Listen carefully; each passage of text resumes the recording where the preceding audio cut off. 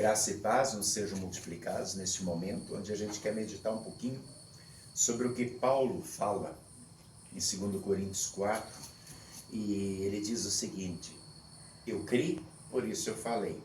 Nós cremos, por isso nós falamos.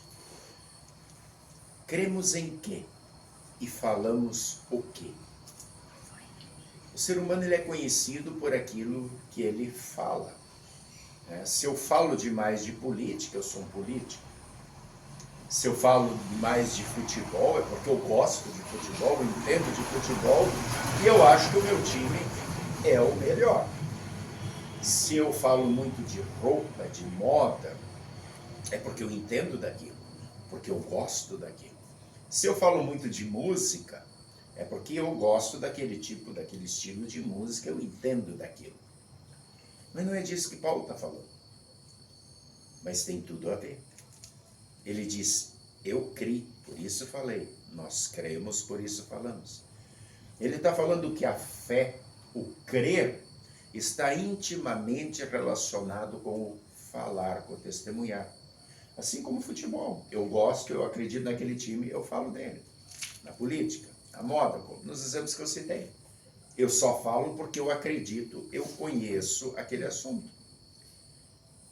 Nós cremos em quê? Existem muitos deuses, muitos ídolos. A Bíblia apresenta o Deus verdadeiro como sendo Pai, Filho e Espírito Santo. E nós confessamos na fé cristã, no credo apostólico, que o Pai é o Criador, que o Filho é o Redentor, que veio morrer pelos nossos pecados, para nos dar o perdão dos pecados, e que o Espírito Santo ele nos une como igreja de Deus. E como igreja nós então falamos e testemunhamos desta nossa fé. Mas é assim mesmo? Será que as pessoas nos conhecem pelo testemunho que damos? Será que a gente faz questão de falar da nossa fé, assim como a gente faz questão de falar do time de futebol, do grupo político, de moda, de roupa, de filme, de novela? A gente faz questão de brigar por aquilo que a gente acredita, ou talvez a gente não acredite tanto assim. Essa declaração de Paulo, ela mexe conosco. Se nós vivêssemos num país onde a fé cristã fosse proibida, será que existiriam motivos para nos prender pelo nosso testemunho? Ou muitas vezes a gente não age como um agente secreto, as pessoas nem sabem da nossa fé. Nem sabem da nossa igreja, porque a gente não fala, a gente não testemunha, a gente não convida os outros. Ah, pastor, mas não adianta convidar, não adianta falar. Será? O que Deus espera de nós? Jesus disse que uma vela, uma luz, a gente põe para que ela brilhe, para que todo mundo veja a sua luz. Estamos brilhando. Jesus nos chama de luz do mundo. Jeremias, quando foi chamado por Deus para falar, Jeremias diz, mas Senhor, ninguém vai escutar. O rei, eles não querem saber de conversão. E Deus diz assim, quer ouçam, quer deixem de ouvir.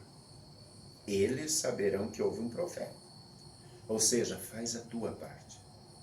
Ouvir ou não ouvir, crer ou não crer, é com cada um.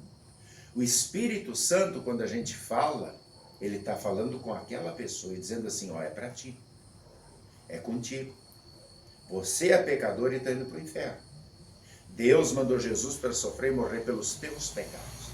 Se você crer em Jesus, se arrepender e pedir perdão, você tem perdão. Passa a ser um filho de Deus e vai para o céu. Essa é a verdade bíblica. É a verdade do Evangelho. Se a pessoa vai crer ou não, aceitar para si como verdadeira essa afirmação, isso é um problema de cada um. E diante dessa decisão, cada um vai responder diante de Deus.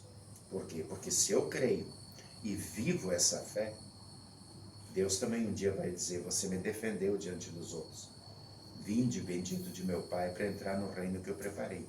Agora, se eu não creio, ou se eu faço de conta que eu creio, mas fico calado e tenho vergonha de Deus, Jesus diz, aquele que se envergonhar do meu nome, também eu não vou defender ele diante do Pai. De que lado nós estamos? Como anda a nossa fé? Ela é conhecida ou ela é uma fé desconhecida porque a gente muitas vezes tem vergonha do que os outros vão pensar. Não são os outros que nos julgam, é Deus. Por isso, precisamos crer e testemunhar. Se eu sei que isso é bom para mim, que eu não estou mais indo para o inferno, que eu tenho um Senhor e Salvador, e eu estou vendo o meu vizinho, o meu parente, o meu amigo indo para o inferno e eu não faço nada, alguma coisa está errado com a minha fé. Eu gosto de usar aquele exemplo, eu estou atravessando o rio com uma canoa, tem um cidadão se afogando do lado. Se eu não fizer nada para botar ele dentro da canoa, alguma coisa está errada comigo. Agora, se eu fizer tudo para botar e ele não quer, ele quer se afogar, aí é um problema dele. É a mesma coisa com a fé. As pessoas estão se afogando, as pessoas estão indo para o inferno porque não creem, porque não levam a sério, porque brincam com a igreja, porque brincam com Deus. Então, Deus espera que a gente faça a nossa parte. Agora, a fé não é algo que sempre está na mesma linha. É como aquela linha do coração. Às vezes a gente está empolgado, entusiasmado, às vezes a gente está meio desanimado. E o diabo faz tudo para nos desanimar, desmotivar e confundir. Então, o que é preciso? É preciso que a gente alimente esta fé. Como é que a gente alimenta a fé? Com a palavra de Deus. Toda vez que eu leio a Bíblia, Deus está me fortalecendo a fé. Por isso Jesus disse, conheceis as Sagradas Escrituras, e é ali que vocês sabem que está o caminho da salvação. O caminho da sabedoria diante de Deus. Então, leiam, se alimentam. É ali que nós temos a água da vida, o pão da vida, que é Jesus, que vem o tempo todo nos fortalecer a fé. Quando a gente lê a Bíblia, a gente vê o que? O exemplo de várias e várias pessoas que são iguais a nós. Passaram pelos mesmos problemas, pelas mesmas dúvidas, passaram por momentos de medo, por momentos de aflição, por momentos de perda. É só olhar o caso de Jó. Né? Por momentos de vacilo, né? Quando Pedro nega Jesus e depois Jesus, com todo amor, o abraça de novo. Então a gente aprende muito. E a gente aprende que Deus sempre está de braços abertos, esperando o nosso retorno. Esperando que a gente não saia de perto dele. Ele é o bom pastor que quer cuidar das suas ovelhas. Mas muitas e muitas vezes a gente age como cabrito e não fica perto dele. E aí o diabo, que é o lobo devorador, aproveita. Então precisamos alimentar a nossa fé para que nós tenhamos cada vez mais convicção e cada vez mais capacidade de testemunhar. Porque quanto mais a gente conhece, mais a gente pode falar. Por isso que a gente procura conhecer no time de futebol quem é o jogador, quem é a escalação, onde é que ele já jogou. Por isso que a gente procura conhecer naquilo que a gente gosta, na pessoa que se envolve com política, de onde é, o que ele fez, o que não fez, na questão da moda, na questão dos campos. A gente procura aquilo que a gente se agarra, aquilo que a gente tem afinidade, a gente procura cada vez conhecer mais para poder falar sobre o assunto. E por que muitas vezes não é com a fé assim? Por que a gente se deixa muitas vezes desmotivar pelo diabo? Desanimar. Ah, mas não dá. Não. Claro que dá certo. A igreja não é nossa, a igreja é de Jesus. Ele a comprou com seu sangue. Nós éramos escravos do pecado, estávamos indo para o inferno. Ele morreu, pagou o salário do pecado, que é a morte, por nós. Para que nós agora fôssemos feitos filhos de Deus. Então a igreja já deu certo, porque Jesus morreu, mas ressuscitou, venceu o diabo, o inferno, a morte. Agora cabe a nós agirmos usando os dons e os talentos que temos como igreja.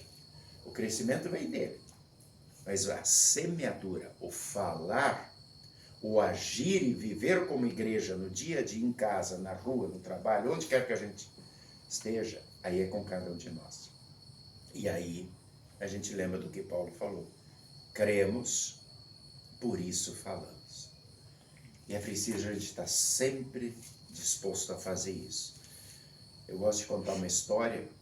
Lá no Canadá, em alguns lugares, eles têm competição de machado, para derrubar pinheiro, para ver quem corta mais pinheiro em um determinado período. Num determinado tempo. E numa dessas pequenas cidades tinha um senhor já de idade que sempre vencia a competição. E aí um jovem forte, cheio de vigor, fazia academia, cheio de músculos, se preparou e disse: esse ano eu vou acabar com ele, vou derrotar ele fácil. Treinou e tal, e aí começou a competição. E aí cortando, ele fez questão de ficar do lado do velho. E aí ele ia cortando, aí papai, estava na frente, olhava, quando olhava, estava o velho sentado no chão, descansando um pouco. E ele continuou: pô, tá no papo, vai ser fácil. E aí, de repente viu o velho lá de novo, e tal, e foi, o tempo, e eles chegando, e ele um pouco na frente, de repente o velho foi chegando, derrubando também. E o rapaz já estava cansado, e batia, e de repente o velho passou, pá. Chegou, ganhou. Daí ele disse: não entendo. Aí ele foi falar com ele, disse: não, eu não entendo. Sou muito mais forte, muito mais novo que o senhor. E toda vez que eu olhava, o senhor estava descansando, sentado. E o velho disse: é que tu se engana. Eu não estava descansando. Quando você viu sentado é porque eu estava afiando o machado. Machado cego não corta. Machado afiado corta. Então é preciso que a gente sempre de novo afie a nossa fé. Leia cada vez mais a Bíblia, estude cada vez mais a Bíblia para que o Espírito Santo nos ilumine, nos santifique, nos dê o conhecimento e principalmente a alegria e a vontade de testemunhar, para que tantos e tantos que estão se afogando possam ser salvos, tantos e tantos que estão indo para o inferno possam ser convertidos pelo Espírito Santo e assim mudar de rumo, fazer parte da família de Deus e ir para o céu. Cremos, por isso falamos. Que assim seja. Amém. E a paz de Deus, que excede o entendimento humano, guarde nossos corações e mentes em Cristo Jesus. Amém.